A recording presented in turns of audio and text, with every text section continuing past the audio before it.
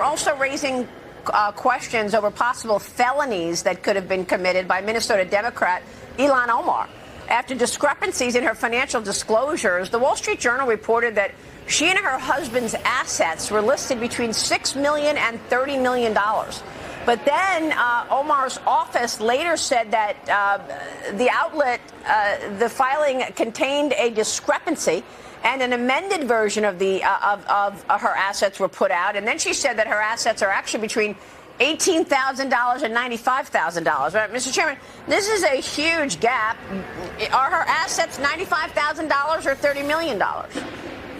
I don't know, but there's one particular asset that we believe she listed. They were listed in two different companies that she and her husband owned, and they went from, worthless to worth between $6 and $30 million, back down to worthless. Now, there was a 4-month period when this became a story that her asset had ballooned to $30 million, and it happened around the time the Somali fraud popped up on everybody's radar screen. She never answered questions to reporters. She could have said then, oh my, I don't have a $30 million net worth. It must have been a mistake in my financial disclosure form. She never said anything.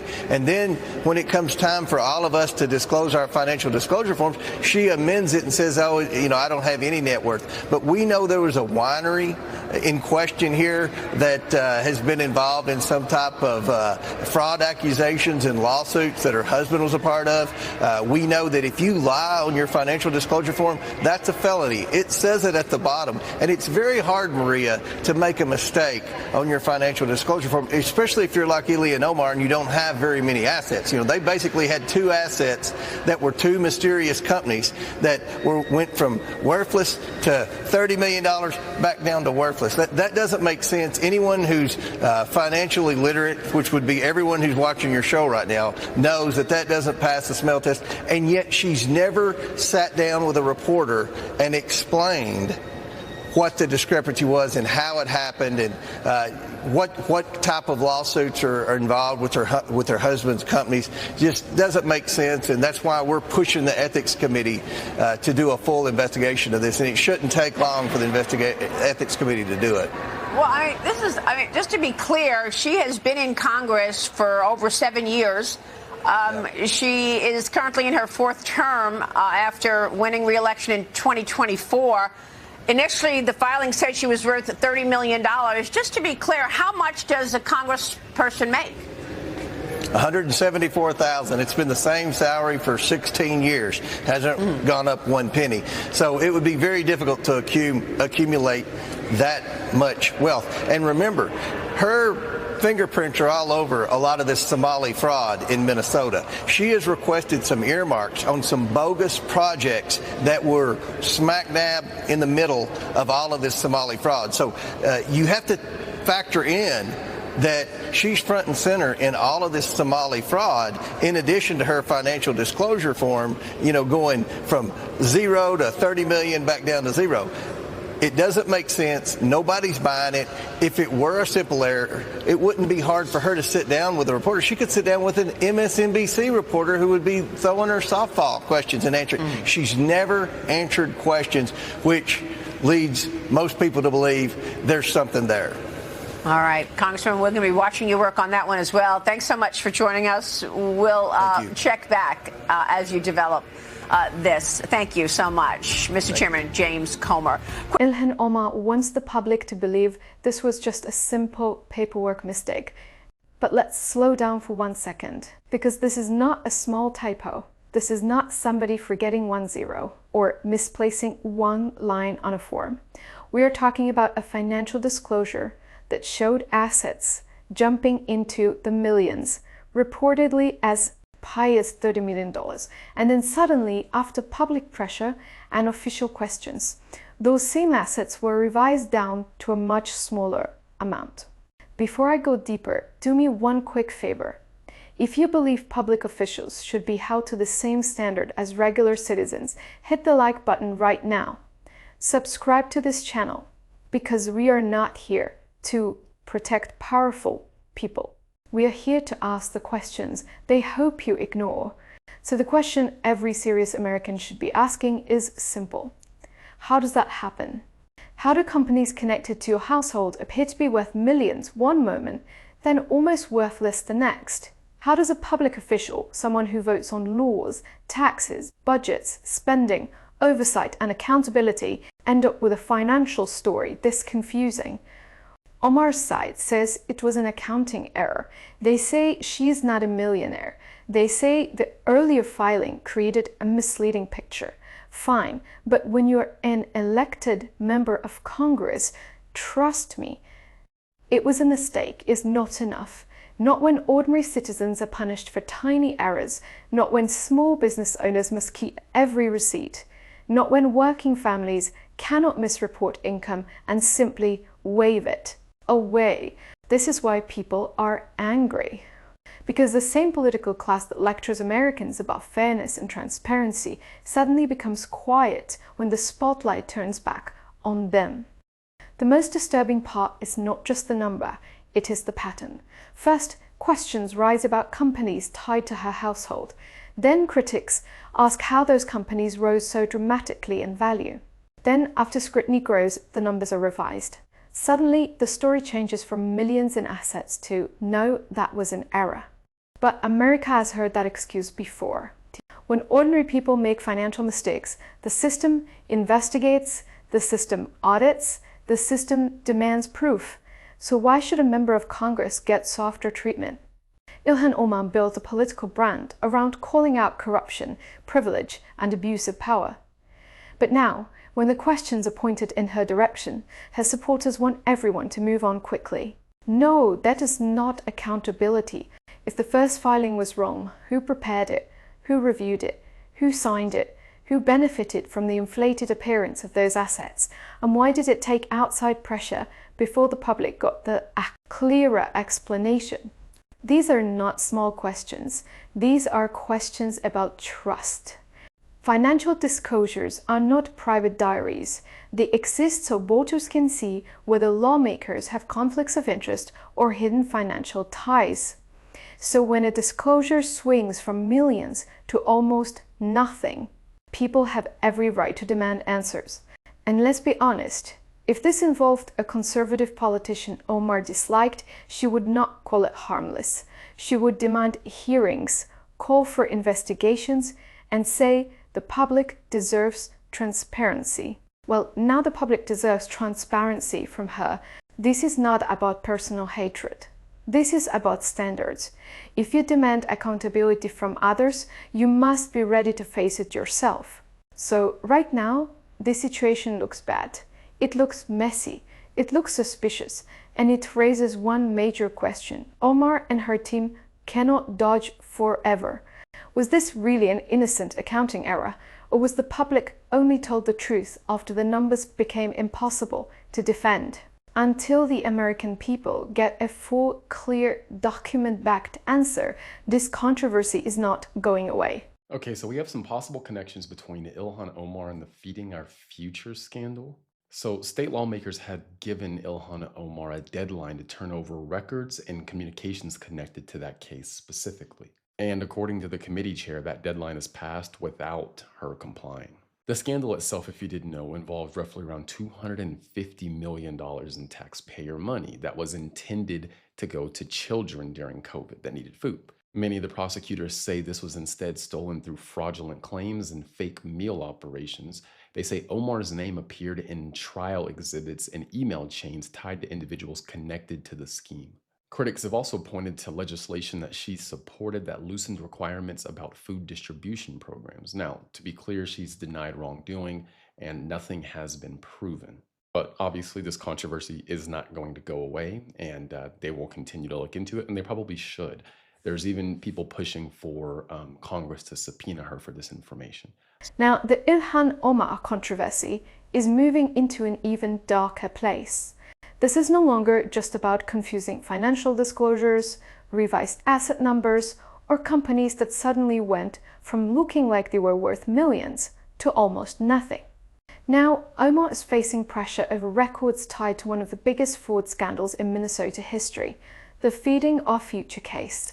According to recent reports, she was given a deadline to turn over records and communications connected to that scandal, but missed it. Let that sink in. A sitting member of Congress is being asked for records. Lawmakers want to know what her office knew, who they communicated with, and what role her public support for expanded food program access may have played in the wider story. Before I go deeper, do me one quick favor. If you believe politicians should not be allowed to hide when public money disappears, hit the like button right now. Subscribe to this channel because this is exactly the kind of story too powerful people hope disappears before ordinary Americans understand it. Now let's continue. Feeding Our Future was not a small local mistake. Federal prosecutors described it as a huge fraud scheme involving pandemic-era food programs meant to feed children. Money meant for hungry kids was allegedly stolen through fake meal claims, shell operations, and false paperwork. This was taxpayer money. This was public trust. And that is what makes this scandal so disgusting. So when Omar is asked to produce records, the responsible thing is simple. Cooperate fully, quickly, and clearly. But critics say that is not what happened. They say she missed the deadline. They say her office has not provided the full answers the public deserves. And now the silence is becoming louder than any statement she could give. Because if there is nothing to hide, why not hand over the records? If every communication was clean, why not clear the air? If her office had no questionable connection to anyone involved, why allow suspicion to grow? And that is the part people cannot ignore. Omar has spent years speaking as if she stands for the vulnerable, the poor, the forgotten, and the voiceless. But in this scandal, the victims were the very people politicians always claim to protect. Children, families, taxpayers, and communities that trusted government programs. And now, when questions are being asked, Omar cannot act like accountability is optional. If a regular citizen missed a deadline tied to a fraud investigation, nobody would laugh it off. The system would demand answers. The system would treat silence like a serious problem. So why should Congresswoman Omar be treated differently? Politicians write the rules. Politicians fund the programs. And politicians give speeches about protecting public money. But when the money disappears and the questions come to their doorstep, suddenly everything becomes complicated. No, it is not complicated.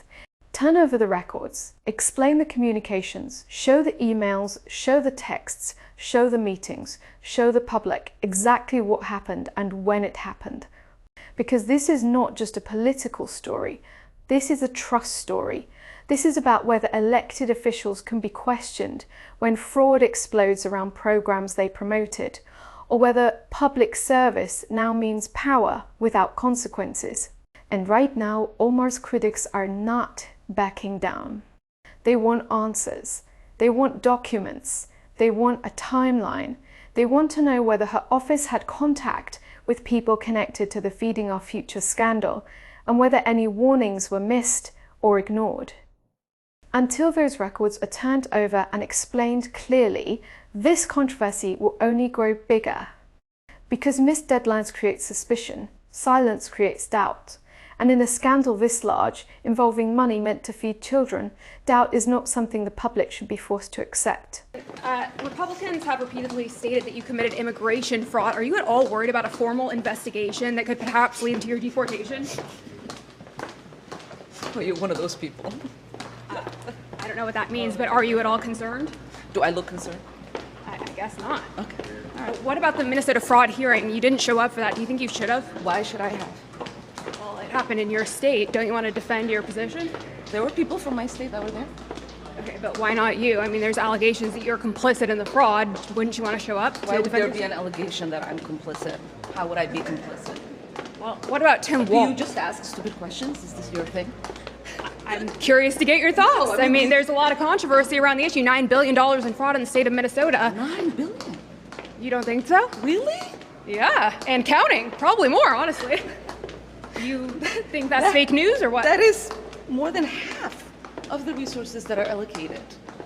Okay. So you genuinely, like, your brain has told you that it is possible for half of the resources. I'm just going off of what for our public service to like have disappeared, is what you're saying. Countless Minnesota state representatives, whistleblowers have come listen forward. To yourself, though. I'm like, trying. Just think about that for a second. Maybe if you showed up at the hearing, you would know that whistleblowers are being retaliated against for exposing the fraud. Why is that? Why are they being tracked and traced? Think about what you're asking. Who is tracing whistleblowers? Minnesota state officials, Tim Walz, anyone who dares to speak out against the government. Tim Walz is doing something to whistleblowers? Yeah, why is Tim Walz stepping down if he's, innocent? Why isn't he running for re-election?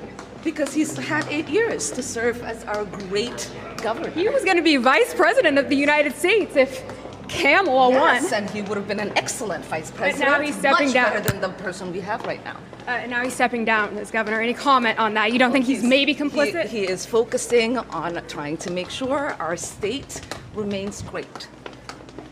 All right, have a nice day. Thank you, you too. And now comes the part that makes this story even more suspicious. When Ilhan Omar was confronted about the allegations and the questions surrounding this fraud scandal, she reportedly refused to make a comment. Think about that. This is a sitting member of Congress. This is not a random private citizen. This is someone who speaks loudly when she wants attention. Someone who never hesitates to attack political opponents. Someone who built an image around justice, transparency, and accountability. But now, when the questions are aimed at her, silence. No clear explanation, no direct answer, no strong public statement shutting everything down with documents and facts. Just silence and avoidance and more questions. And that silence matters. Because when public money disappears, especially money meant to feed children, Americans do not need political games. They need answers. They need records. They need names, timelines, communications, and full transparency. They need to know who knew what, who said what, who pushed what, and who ignored the warning signs. But instead of stepping forward and clearing the air, Omar's refusal to comment only adds fuel to the fire. Now, refusing to comment does not automatically prove guilt, but in politics, silence has consequences. And when a politician who normally has something to say about everything suddenly becomes quiet during a fraud-related controversy, people notice, they notice the timing, they notice the missing answers, they notice the double standard. Because if this were one of Omar's political enemies, would she accept no comment as an answer? Absolutely not. She would be on camera demanding accountability. She would call it unacceptable.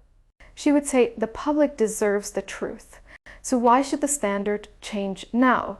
Reports say Minnesota lawmakers tried to get Omar to testify and provide records tied to feeding our future, while committee chair Kristen Robbins said they had reached out multiple times requesting information.